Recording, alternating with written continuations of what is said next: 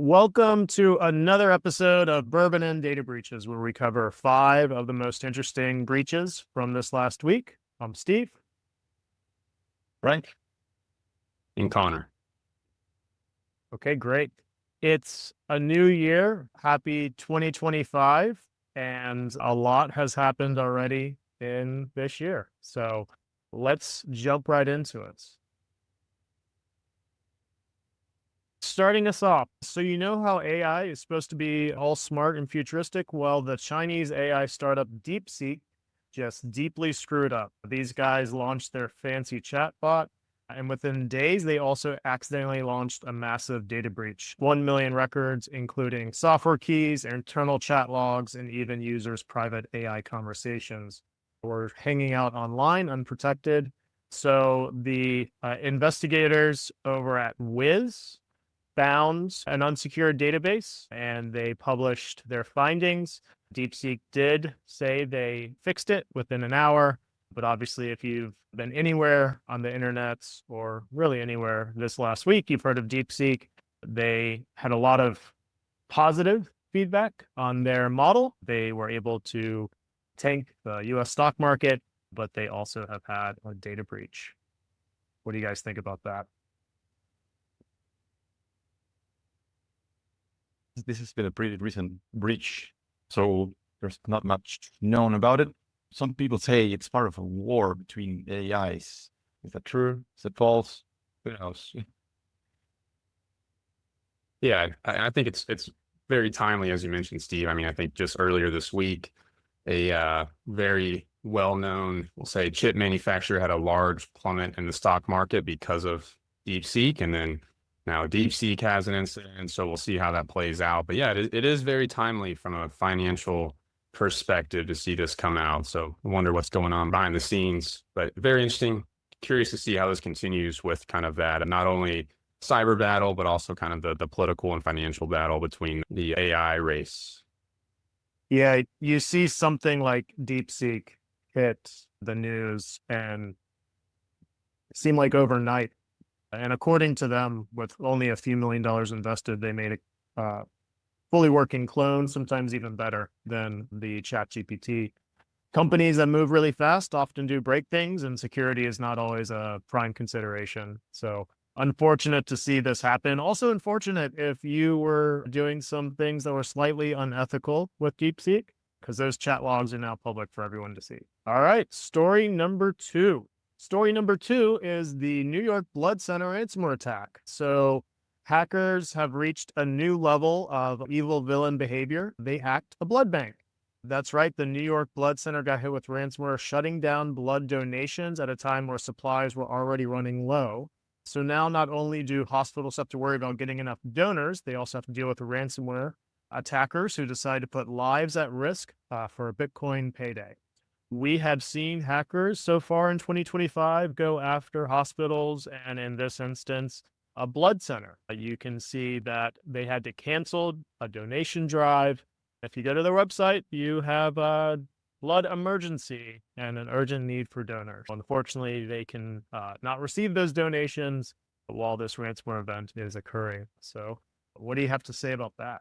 Well, from my perspective, it's really unfortunate, right? I mean, it's obviously, as you mentioned, exploitation for financial gain. It's organized crime, and hate to see people's lives affected by this. But ultimately, I think if you're looking at it from the eyes of the ransomware gang, they're probably seeking a higher chance of a payout due to the urgency. So, again, we've seen ransomware attack the healthcare industry more and more commonly. I think that's the reason why they're probably expecting a faster payout or a higher chance of a payout. To me, it's just unfortunate, and hope we start seeing less of this, but that doesn't seem to be the case. There's supposed to be a certain code between hackers of not disclosing or not attacking hospitals or charity entities. I don't know, schools maybe. But I guess we can really trust that, right? Yeah. Well, certainly this gang went for it. And we've seen hospitals be hit by ransomware as well. So the whole honor amongst thieves, I think, is only for certain thieves. They didn't disclose which gang it was. So maybe it's like unaffiliated ransomware people or maybe they're a part of like a big gang and they got kicked out for doing it. Who knows? But yeah, don't know who did it, but good point, Frank. Often we don't see this happen, or we've even seen gangs decrypt accidentally, like, oh, I accidentally encrypted a hospital here, let me decrypt that, usually to keep major international law enforcement from attacking them.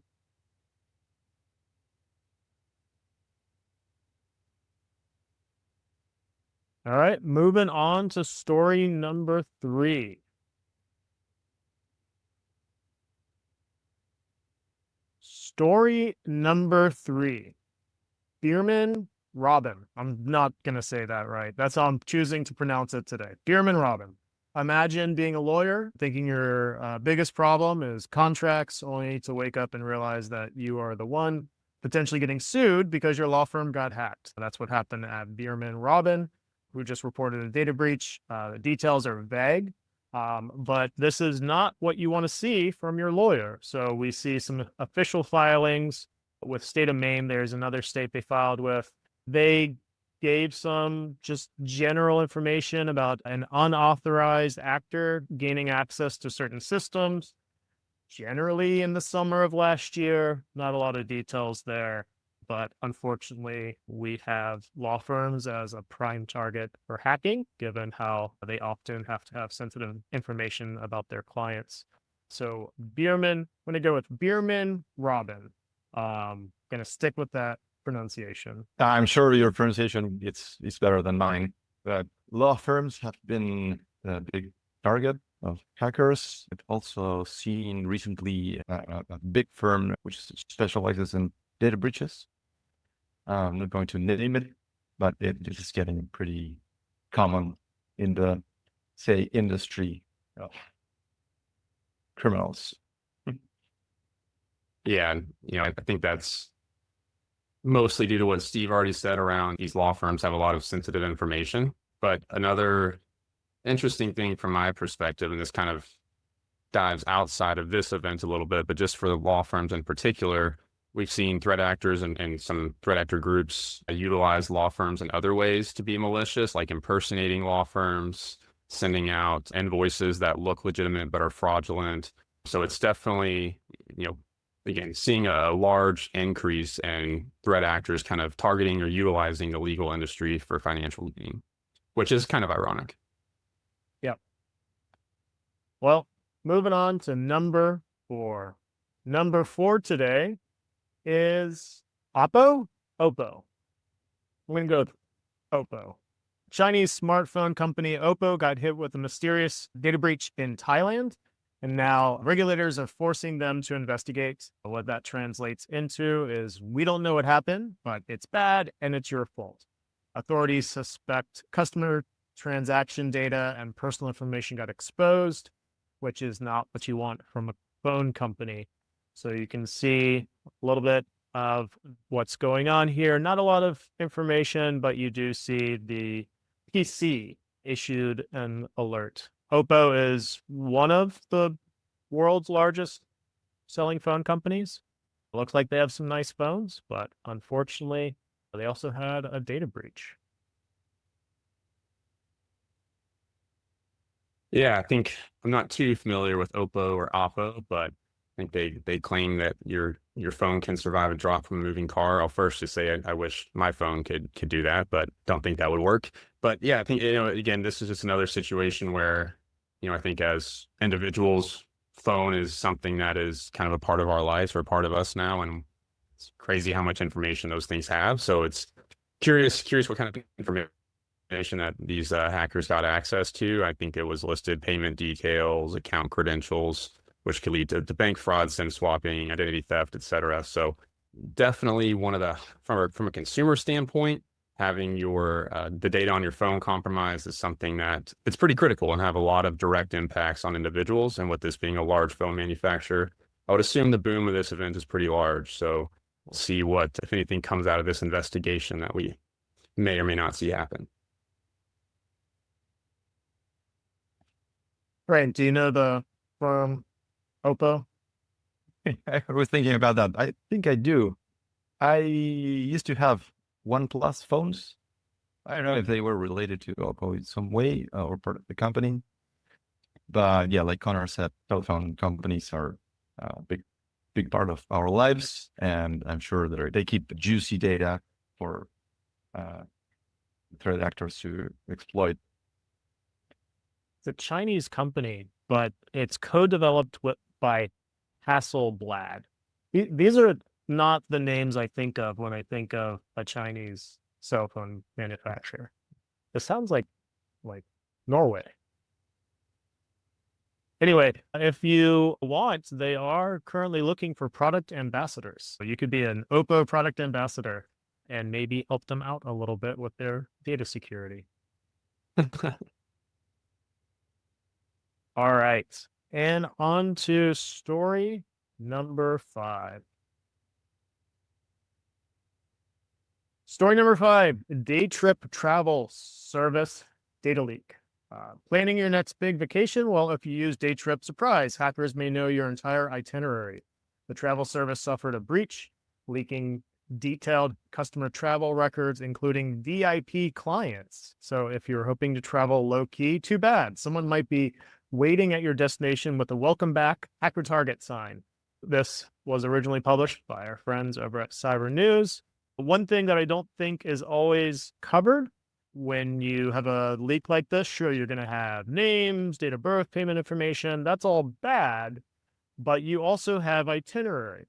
The problem with itinerary is if you know where someone is, you know where they're not, like at their house or by their car or at their office. So whenever you are dealing with itinerary information, both knowing where someone's going to be as well as where they're not going to be, that's pretty scary. It certainly is.